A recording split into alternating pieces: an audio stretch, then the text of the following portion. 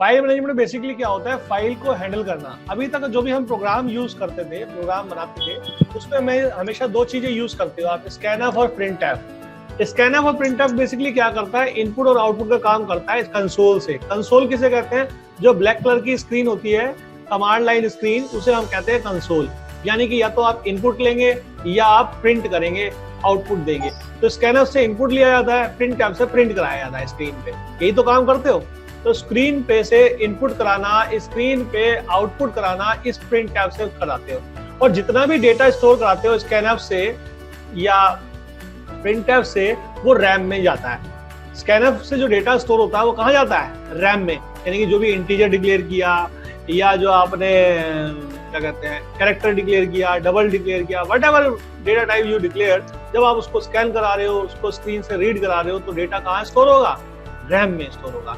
RAM यानी कि primary memory में स्टोर होगा, जो कि टेम्परेरी होती है। कुछ समय बाद जब प्रोग्राम आप कंप्यूट कर लेते हो, एग्जीक्यूट कर लेते हो, तो सारा का सारा डेटा लॉस्ट हो जाता है, डेटा रहता ही नहीं है। यानी कि अगर कल प्रोग्राम आपने बनाया था, आपने स्टूडेंट का नाम लिखा, रोल नंबर लिखा, मार्क्स लिखे, सब कुछ लिखा, कल यानी कि यस्टरडे, अब यस्टरडे को लिखा और आज टुडे को आए और वही प्रोग्राम दोबारा लिखा, तो जो कल नाम इनपुट डाला था, जो रोल नंबर डाला था, जो मार्क्स डाला था, तो कहीं डेटा वो मिलेगा आपको, नहीं मिलेगा, क्योंकि वो डेटा लॉस हो चुका है। कंप्यूटर बंद कर दिया था, रैम में से सारा डेटा वॉश हो गया। रैम में से डेटा कंप्यूटर बंद करने के बाद ही नहीं, प्रोग्राम एग्जीक्यूशन कंप्लीट होने के बाद भी डेटा रैम में से उड़ जाता है, खत्म हो जाता है, तो डेटा ही नहीं मिलता। तो हमारा डेटा सेव रहे लॉन्ग टर्म तक, ऐसा क्या करें? ऐसा करने के लिए हमें फाइल मैनेजमेंट का यूज करना पड़ता है। प्रिंट टैब आपको पता है डेटा स्क्रीन पे प्रिंट कराने के लिए काम करता है, तो ये सब प्राइमरी हो रही है। तो what we do to save data for long time, तो लॉन्ग टाइम डेटा सेव करने के लिए क्या करना पड़ेगा? इसका जो सोल्यूशन है वही है file management, file handling. File में डेटा सेव किया जाए, यानी कि डेटा को कहाँ सेव किया जाए, saving data in the file और हार्ड डिस्क और सेकेंडरी मेमोरी, कहीं पर भी डेटा सेव कर दो। अगर आपने फाइल में डेटा सेव करके रखा है तो डेटा मिलेगा। आज आप जो प्रोग्राम बनाते हो, आज आप जो यूएसबी से डेटा कॉपी करते हो एक जगह से दूसरी जगह, सब फाइलों में ही तो होता है। चाहे वो एक्सेल की फाइल में है, चाहे वो एमएस वर्ड की फाइल में है, चाहे वो टेक्स्ट की फॉर्म की फाइल में, किसी भी फाइल में है, डेटा लॉन्ग टाइम तक मिलेगा जब तक आप डिलीट नहीं करोगे उसे। वो डेटा हमेशा आपको मिलेगा, चाहे आप 1 साल तक रखो, 2 साल तक रखो, 10 साल तक रखो, 20 साल तक रखो।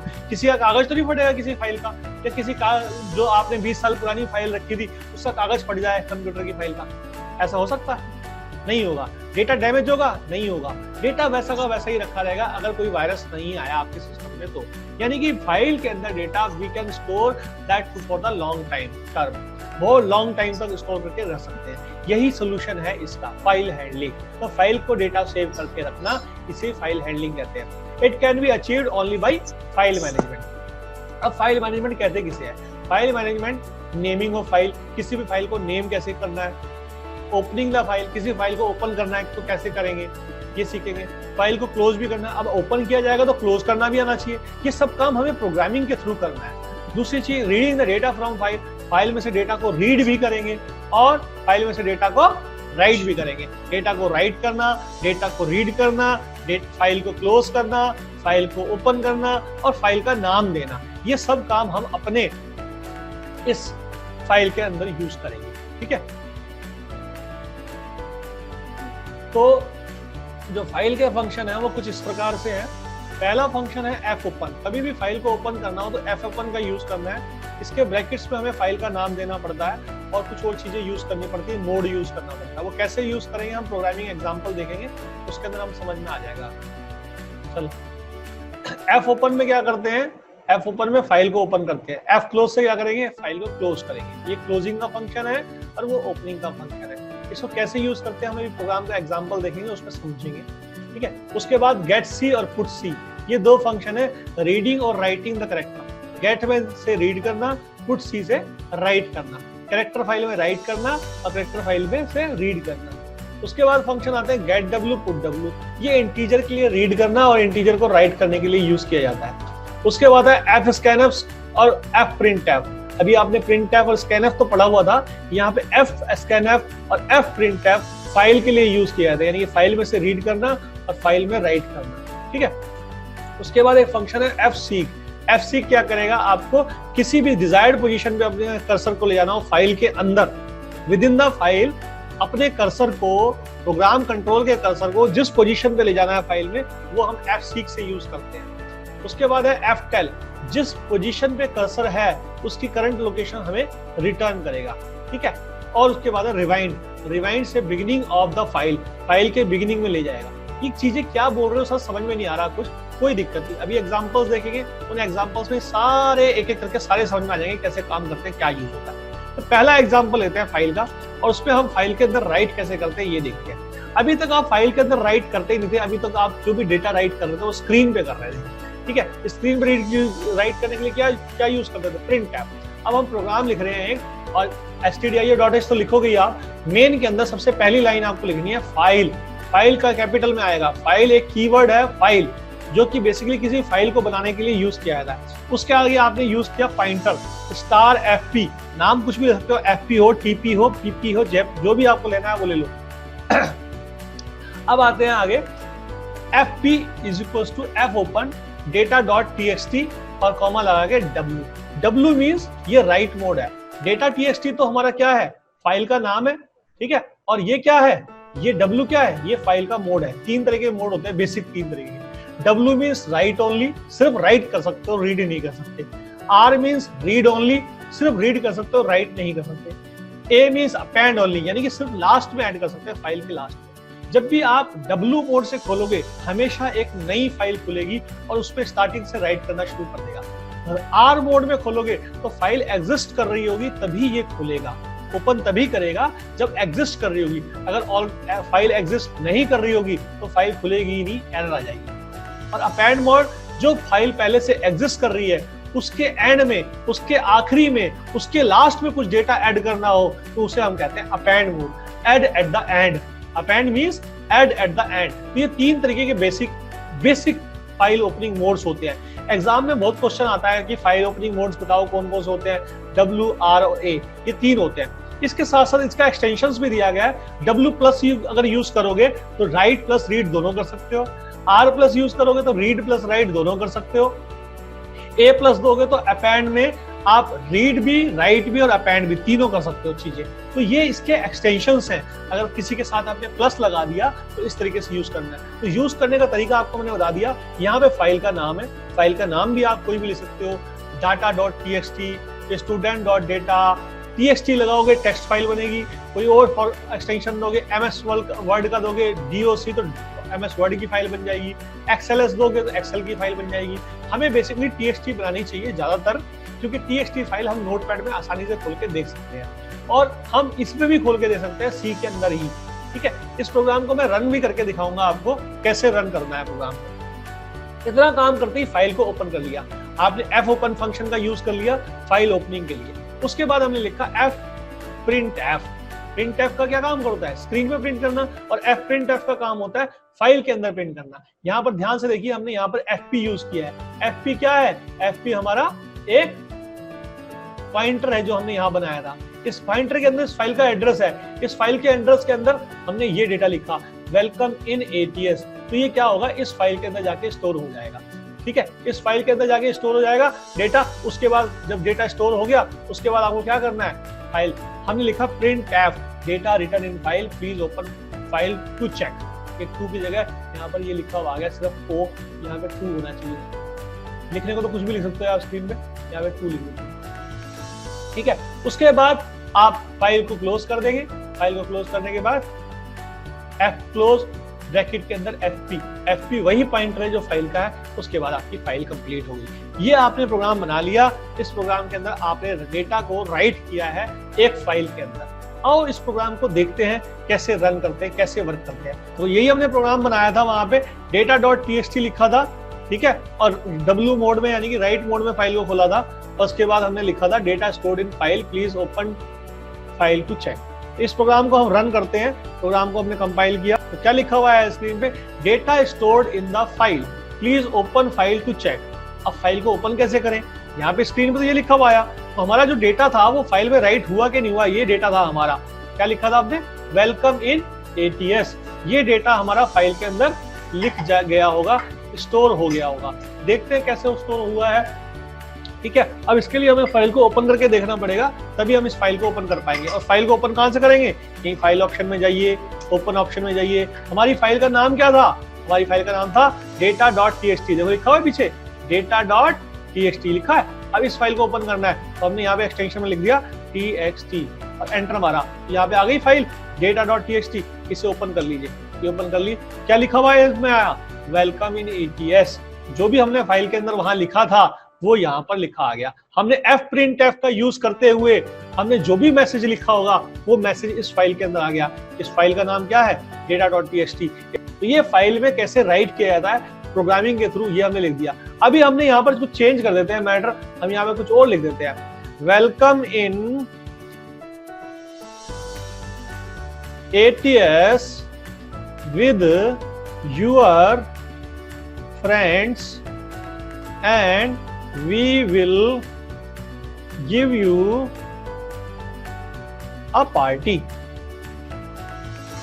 ये सारा एक ही लाइन में लिखा आ जाएगा और जहां पे आप /n लगा दोगे तो उस /n से सब चीजें नई लाइन पे उसके अंदर हो जाएगी। आप लिख दिया /n तो नई लाइन पे आ जाएगी। प्रोग्राम को दोबारा रन कर रहे हैं, ध्यान रखना जब भी हम प्रोग्राम को दोबारा रन करेंगे तो जो पुराना फाइल में लिखा है वो डेटा हट जाएगा और जो नया डेटा रखा गया है वो डाटा सेव हो जाएगा।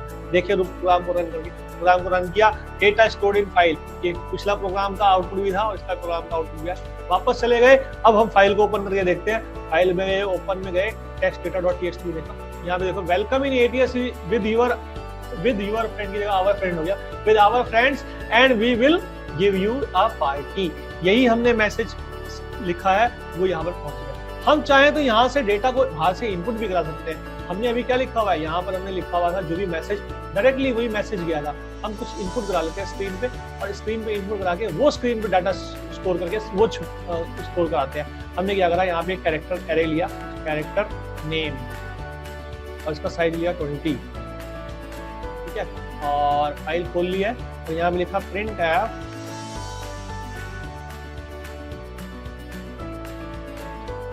enter your name।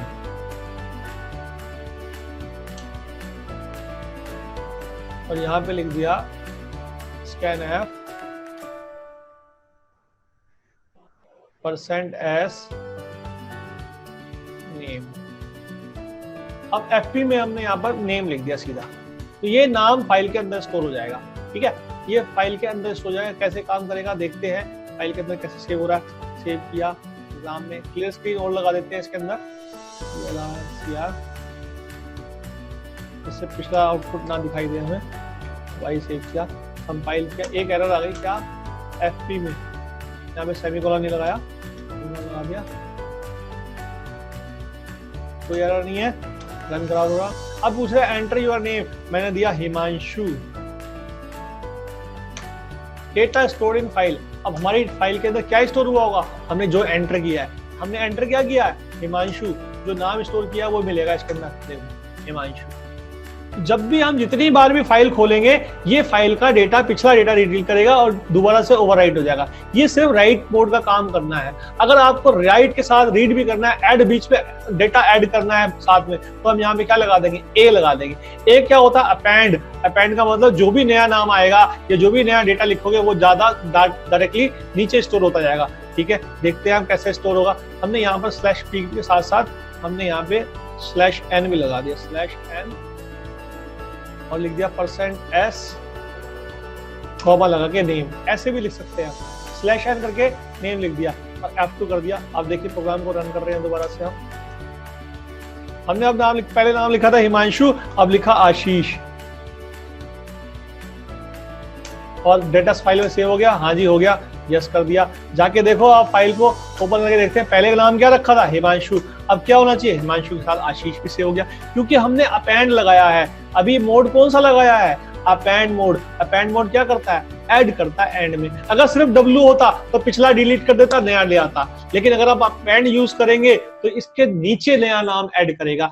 नीचे करने के लिए हमने /n लगाया हुआ है, उससे हमारा कर रहे हैं। एक और नाम स्टोर करके देखते हैं। दोबारा से प्रोग्राम रन किया, अब एंटर मार दिया तो ये अपना सेव हो गया। अब देखते हैं खोल के फाइल को ओपन किया, हाँ जी मिलेगा। हाँ जी हिमांशु भी है, आशीष भी है, राहुल भी है। देखो राहुल की जगह कुछ स्पेलिंग गड़बड़ हुई थी, पहले डाल दिया होगा फिर दोबारा से वो डाल दिया। अब फाइल में से डेटा को रीड कैसे करते हैं, यानी कि डेटा को रीड करना है। अभी आपने फाइल में जो डेटा लिखा था उसको रीड करना है, तो रीड करने के लिए आपको पता है रीड मोड कौन सा लगाता है, हमने यही फाइल मोड बनाया FP। उसके बाद कैरेक्टर स्ट्रिंग ले ली 100, क्योंकि हमें नहीं पता कि कितना डेटा स्टोर कर रखा है फाइल के अंदर आपने, मैं सारा का सारा डेटा इसको स्टोर करने की कोशिश करूंगा, ठीक है। तो FP लिखा, F ओपन data.txt और R लिख दिया, R means reading mode, R लगाओगे रीडिंग खोल लेगा। अब फाइल को रीड कर सकते हैं हम, इसमें कुछ राइट नहीं कर सकते, इस टाइप से खोलेंगे। फाइल का नाम वही लिख दिया हमने data.txt, ठीक है। उसके बाद लिखा हमने ये कौन सा है, R होता है रीड ओनली मोड, ठीक है। अब आते हैं, लिखा हमने fscanf FP वही पॉइंटर होगा जिसके पॉइंटर के अंदर फाइल का नाम है FP, कॉमा लगा के %s, str। तो जो भी हम इनपुट करेंगे वो किस में स्टोर हो जाएगा, इस str वेरिएबल में। ये str क्या है, एक स्ट्रिंग वेरिएबल है। उसके बाद हम स्क्रीन पे प्रिंट करा देंगे, print tab data in file equals to %s लगा के हमने स्ट्रिंग को प्रिंट करा दिया। उसके बाद फाइल को क्लोज करेंगे प्रोग्राम का। ध्यान रखना, फाइल को अगर ओपन करते हो तो अपनी फाइल को क्लोज जरूर करना, फाइल को क्लोज करना बहुत आवश्यक है। फाइल क्लोज नहीं होगी तो फाइल बैकग्राउंड में खुली रहेगी और नेक्स्ट टाइम जब प्रोग्राम एक्सेस करोगे तो एक्सेस डिनाइड आएगा। तो आपको फाइल को क्लोज करना जरूर आवश्यक है। तो इस तरीके से हम फाइल का डेटा स्क्रीन पर डिस्प्ले करा देंगे। लेकिन इसमें एक पैच है, एक प्रॉब्लम है। प्रॉब्लम क्या है, इसका आउटपुट कुछ इस तरीके से आएगा। कुछ दिखाई दे रहा है नीचे आउटपुट क्या आ रहा है इसका, थोड़ा स्क्रीन नीचे हो गई ना, देखो इसका आउटपुट दिखाई दे रहा है क्या आ रहा है, इसका आउटपुट आ रहा है data in file is welcome. अगर हमने लिखा क्या था प्रोग्राम लास्ट में, हमने प्रोग्राम में लिखा था वेलकम इन ATS, लेकिन आया क्या आउटपुट में, सिर्फ वेलकम। तो वेलकम इन ATS कहां गया, वो गायब हो गया क्या। ये %s बेसिकली हमें पता है %s का जब भी यूज करते हैं, स्कैन कराने में भी यूज करते थे। तो अगर हमने पूरा नाम लिखा है राजकुमार वर्मा तो सिर्फ राजकुमार स्टोर करता था, कुमार और वर्मा को स्टोर ही नहीं करता था। तो बाद के डेटा लेता नहीं था, स्पेस के बाद के डेटा। यहाँ पर भी स्पेस के बाद का डेटा नहीं लेगा, ये बड़ी प्रॉब्लम है इसके साथ। तो प्रॉब्लम को सॉल्व करने का क्या तरीका है उसको देखते हैं, हम आगे आते हैं। प्रॉब्लम को सॉल्व करने का तरीका सीखते हैं, आगे आते हैं। अब रीडिंग फाइल करनी है गेट सी से। गेट सी क्या करता है, गेट कैरेक्टर। अब एक एक कैरेक्टर रीड करेंगे, सारे कैरेक्टर रीड कर लेंगे और स्क्रीन पे डिस्प्ले कराते जाएंगे। हमने क्या करा, मेन वही तरीका यूज किया। इस तरीके के अंदर हमने क्या करना है, फाइल पॉइंटर का यूज किया। फाइल पॉइंटर का यूज करके फाइल के साथ कैरेक्टर लिया, ना कि स्ट्रिंग ली। कैरेक्टर क्या लिया, CH, नाम कुछ भी ले सकते हैं। अब F ओपन करके हमने फाइल को रीड मोड में ओपन कर लिया। ओपन करने के बाद लिखा प्रिंट डेटा इन फाइल, ये हमने ऐसी स्क्रीन पे डिस्प्ले करा दिया। उसके बाद व्हाइल का एक लूप लगाया। व्हाइल लूप के अंदर लिखा CH equals to get C. Get C क्या है, कैरेक्टर रीड करने का। और FP से कैरेक्टर रीड करेगा। FP से कैरेक्टर रीड करेगा और किस में डालेगा, CH में। इसी चीज को समझना है, यहाँ पर ये पॉइंट थोड़ा सा कॉम्प्लिकेटेड है, थोड़ा सा दोबारा समझो। ये लूप कब तक चलेगा, ये लूप तब तक चलेगा यहाँ से एक कैरेक्टर रीड करेगा, गेट सी, एक कैरेक्टर रीड करेगा और किस में स्टोर करेगा, CH के अंदर। और वो CH जब तक एंड ऑफ फाइल नहीं पहुंचेगा। एंड ऑफ फाइल क्या, फाइल का एंड। फाइल का एंड एक तरीके का कैरेक्टर होता है जिसकी पहचान की जाती है कुछ इस तरीके से, -1 या Ctrl+Z, इसका यूज किया जाता है इंटरनली। ये इंटरनली एक्सेस करते टाइम चेक करता है -1 होता है या फिर Ctrl+Z। इन सबका जो कीवर्ड होता है, जो नंबर होता है, वो न्यूमेरिक वैल्यू होती है -1। तो जब कैरेक्टर के अंदर -1 आएगा तो इसका मतलब फाइल का एंड हो गया। तो इस फाइल का एंड करने के लिए हमें इस तरीके से यूज करना पड़ता है। अब देखते हैं, आगे चलते हैं। इसके अंदर, इस लूप के अंदर जैसे जैसे एक एक कैरेक्टर उठाते जाएंगे, ये CH में डालते जाएंगे। अगर वो एंड ऑफ फाइल नहीं होगी तो अंदर लूप में आएगा, और लूप में आएगा तो हम इस कैरेक्टर को स्क्रीन पे प्रिंट करा देंगे। प्रिंट कराने का तरीका तो आप जानते ही हैं, प्रिंट टैब %C लगा के प्रिंट कर दिया और उसके बाद लूप को कंटिन्यू करते गए। ये लूप तब तक कंटिन्यू करेगा जब तक एंड ऑफ फाइल नहीं आएगी, यानी कि up to the end of file all character it will read, store one by one in the CH and CH will be print on the screen। इतना काम करने के बाद जैसे ही एंड ऑफ फाइल आएगी इस लूप से बाहर आ जाएगा, और लूप से बाहर आते ही हम क्या कर देंगे, F क्लोज FP कर देंगे। अब जब ये प्रोग्राम का आउटपुट आएगा, प्रोग्राम का आउटपुट में ये आने वाला है, data in file welcome in ATS। जो भी हमने फाइल के अंदर लिखा था वो उसके अंदर कंप्लीट करके दिखा देगा, डिस्प्ले करा देगा। आओ इसका प्रैक्टिकल एग्जांपल देखते हैं स्क्रीन पे, कि देखते हैं कैसे काम कर रहा है। आइए, क्या पता आपकी बात सही आ जाए। देखा, रन करके ये रन करा, सिर्फ यही लिखा आ रहा है वेलकम। वेलकम इन ATS तो नहीं आ रहा ना, यही चीज हमने सॉल्यूशन करने के लिए क्या करा था, एक एक कैरेक्टर रीड करना है। तो एक एक कैरेक्टर रीड करने के लिए हमने प्रोग्राम कुछ वैसा बनाया हुआ है, कुछ इस तरीके से ही, जो एक एक कैरेक्टर रीड करता है। ये है फाइल का नाम। इस फाइल के अंदर हमने क्या कर रखा है, कैट्स ch, एक कैरेक्टर लिया, एक ही कैरेक्टर से काम हो जाएगा हमारा। कैसे होगा, यहाँ पर देखो, वही लूप लगाया, जब तक कैरेक्टर रीड करता है, जब तक एंड ऑफ फाइल ना आए तब तक रीड करता जाए और एक एक कैरेक्टर को स्क्रीन में प्रिंट कराता जाए। इस प्रोग्राम को रन करके देखते हैं, शायद हमारी समस्या का समाधान हो जाए। हम इसके अंदर क्लियर स्क्रीन और दे देते हैं, क्लियर स्क्रीन से हमारी स्क्रीन क्लियर हो जाती है, पिछला आउटपुट नहीं दिखाई देता, इसलिए हम क्लियर स्क्रीन यूज कर रहे हैं। कंपाइल कर लिया, उसके बाद देखो वेलकम इन ATS, स्क्रीन पे फुल कंप्लीट आउटपुट आ रहा है आपके पास। आपने कहा सर ये तो आपने कुछ ऐसा कुछ ट्रिकी किया होगा, नहीं, हम उस फाइल को खोल के देख लेते हैं, उसके अंदर वही लिखा होगा, वेलकम इन ATS, यही लिखा है। आप इसके अंदर कुछ और मैटर लिख देते हैं, मैं लिख देता हूँ राहुल, ये भी लिख दिया राहुल, नेक्स्ट लिख दिया कुछ और नाम लिख दिया हिमांशु, तीसरा नाम लिख दिया और आशीष, चौथा नाम लिख दिया नेहा।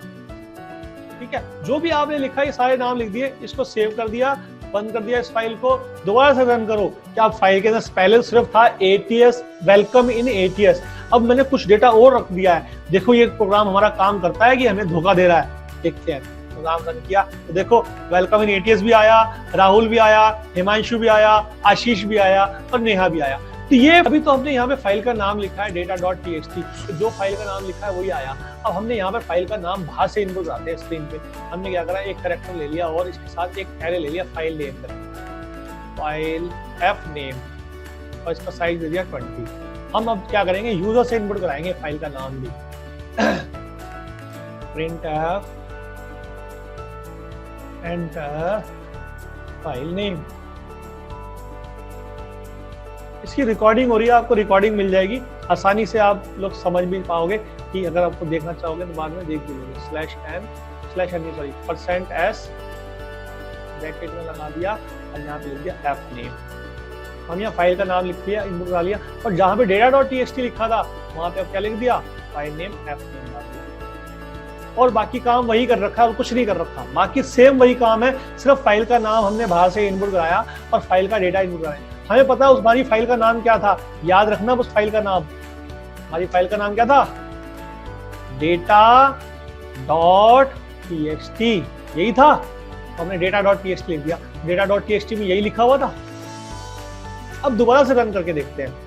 अब ध्यान देखो कि आपने जो प्रोग्राम बनाया था, अभी बनाया था फाइल R, फाइल W, वो भी लिखा था ना, हमने लिखा फाइल w.c, इसके अंदर हमने प्रोग्राम लिखा था, ध्यान होगा आपने राइटिंग का डेट वाला प्रोग्राम लिखा था इसके अंदर, अब हमने लिखा फाइल w.c, ये लिख दिया, तो पूरा का पूरा प्रोग्राम ही आउटपुट आके आपके सामने आया, क्योंकि इसने उस फाइल को खोला, उस फाइल में जो भी लिखा हुआ था स्क्रीन पर डिस्प्ले करा दिया। दिख रहा है, तो जो भी फाइल का नाम लिखोगे वो फाइल का नाम पे यहाँ पे स्क्रीन में डिस्प्ले कर देगा। आप देखो और भी कोई प्रोग्राम हो तो उसके बारे में उसका नाम लिख दो, ये डिस्प्ले कर देगा। चेक करो और कोई फाइल का नाम आपको याद है, यहाँ पे .c लगा देते, star.c, कोई भी नाम देखो, age1 लिखा हुआ है, ch1 लिखा है, जो भी आप नाम कहोगे मैं नाम डालूंगा तो ये स्क्रीन पे, उसकी स्क्रीन पे क्या लिखा हुआ है उस फाइल के अंदर ये डिस्प्ले कर देगा। तो age1 था ना, age1.c, ये पूरा प्रोग्राम आ गया। ये आपने एज का प्रोग्राम किया था लास्ट टाइम पे, तो प्रोग्राम की आपके पास आउटपुट आ गया। तो EOF ये कैपिटल लेटर है, ये कीवर्ड है, ध्यान रखना ये कीवर्ड है, इसको कैपिटल में ही लिखना है, इसी तरीके से यूज किया जाएगा। इसमें एक और तरीका भी यूज कर सकते हैं, प्री डिफाइंड फंक्शन है जिसका नाम है FEOF, देख रहे हो आप, नॉट FEOF, ये यूज करना है। जब आप ये यूज करोगे उसकी जगह पर, तब भी आपका वही आउटपुट आएगा जो अभी प्रोग्राम का आपने आउटपुट लिया था। तो यहाँ पर हमने यहाँ पर FEOF लिया है और कैरेक्टर को इस लूप के अंदर रीड करा रहे हैं और प्रिंट करा रहे हैं। तो कंडीशन हमने यहाँ पर जो दी है, जब तक फाइल का एंड नहीं होता, यहाँ पर हम कैरेक्टर रीड नहीं करा रहे हैं, यहाँ पे एक प्री डिफाइंड फंक्शन है जो फाइल को एंड करने की चेक करता है। जब भी फाइल एंड होगी तो यहाँ पे चेक करेगा, ठीक है। इस तरीके से ये फाइल का डेटा को स्क्रीन पे डिस्प्ले करा देगा। आ रहा है समझ में? तो ये हुआ हमारा ये। इसके बाद इसके आगे दो एग्जांपल और भी हैं, वो हम नेक्स्ट टर्न पे यूज करेंगे। इवन नंबर ऑड नंबर का प्रोग्राम है, ये नेक्स्ट टर्न पे हम आपको सिखाएंगे। अभी के लिए इतना काफी है।